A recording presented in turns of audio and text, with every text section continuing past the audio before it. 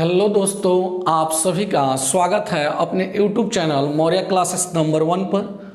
हम लोग पढ़ेंगे आज क्लास 10th का एक्सरसाइज 2 बहुपद अर्थात पोलिनोमियल्स, और इसका हम लोग टाइप 1 देखेंगे। इसके लिए पहले हम एक रूल लिख दिए हैं यहाँ, इसको समझ लेते हैं। द्विघात बहुपद ax square plus bx plus c के शून्यक अल्फा और बीटा है, मान लिए हम। सबसे पहले ये समझिए, जो द्विघात बहुपद का व्यापक रूप होता है जिसको आप जनरल फॉर्म बोलते हैं, वह होता है ax square plus bx plus c। X square का जो कोफिशिएंट होता है, गुणांक जो होता है, वो ये कहलाता है। एक्स का जो कोफिशिएंट होता है वो बी कहलाता है, और लास्ट टर्म जो होता है अचर पद या कांस्टेंट टर्म बोल सकते हैं, जो सी कहलाता है। द्विघात बहुपद है इसलिए ये इसका दो घात है, इसलिए इसके शून्यक भी कितने होंगे? दो होंगे। एक को हमने अल्फा मान लिया और एक को बीटा यहाँ लिखे हैं। तब यहाँ एक रूल है, शून्यकों का योग। शून्यकों का योग अर्थात ये दोनों शून्य को जोड़ देंगे, अल्फा प्लस बीटा। इसका फॉर्मूला होता है माइनस बी बाई ए। उसके बाद शून्यकों का गुणनफल अर्थात अल्फा इंटू बीटा, ये दोनों को गुना कर देंगे, अल्फा इंटू बीटा बराबर, इसका फॉर्मूला होता है सी बाई ए। अब यहाँ हम लोग प्रश्न 1 देखें तो दिया हुआ एक द्विघात बहुपद ज्ञात कीजिए जिसके शून्यकों का योग तथा गुणनफल क्रमशः -3 और 2 है। पहले दिया गया है शून्यकों का योग, तो पहले वाला जो मान है वो योग का है। अब बाद में दिया हुआ तथा करके गुणनफल, तो शून्यकों का गुणनफल, बाद वाला जो वैल्यू 2 है वो शून्यकों का गुणनफल है। तो इसको हम लोग हल कर लेते हैं। प्रश्न 1 का हल सबसे पहले उसी तरह हम लोग मान लेते हैं। माना कि द्विघात बहुपद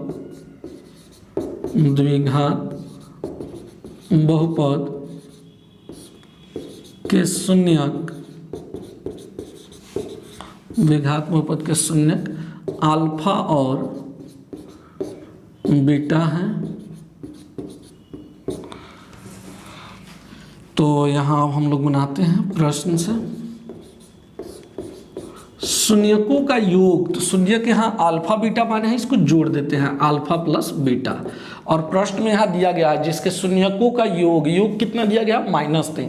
तो अल्फा प्लस बीटा का वैल्यू हो जाएगा -3, तथा शून्यकों का गुणनफल कितना दिया हुआ है? 2। तो इसको हम लोग गुना कर लेते हैं, अल्फा इंटू बीटा, दोनों शून्यक, जो कितना दिया हुआ है? 2 लिखेंगे। अब द्विघात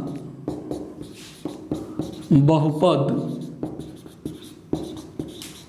और इसका एक रूल होता है अल्फा बीटा से संबंधित, x square minus alpha plus beta into x plus alpha into beta.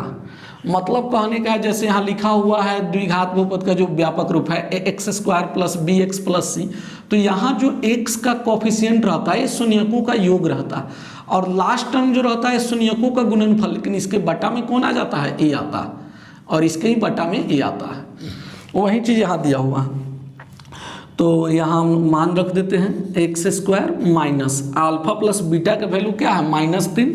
तो यहाँ रख देते हैं -3 into x plus alpha into beta क्या है? 2। इसको फिर से हल कर लेते हैं। एक्स स्क्वायर माइनस गुना माइनस क्या हो जाएगा? Plus 3xi plus 2। यही इस प्रश्न का आंसर हो जाएगा।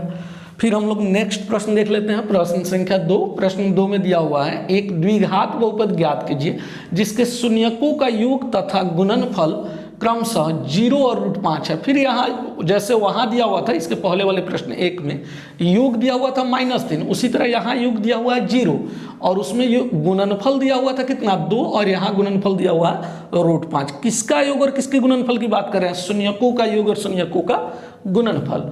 तो हम लोग 2 को हल कर लेते हैं। 2 का हल, माना कि फिर उसी तरह हम लोग मान लेंगे द्विघात बहुपद के शून्यक अल्फा और बीटा है। द्विघात बहुपद के शून्यक अल्फा और बीटा है प्रश्न से।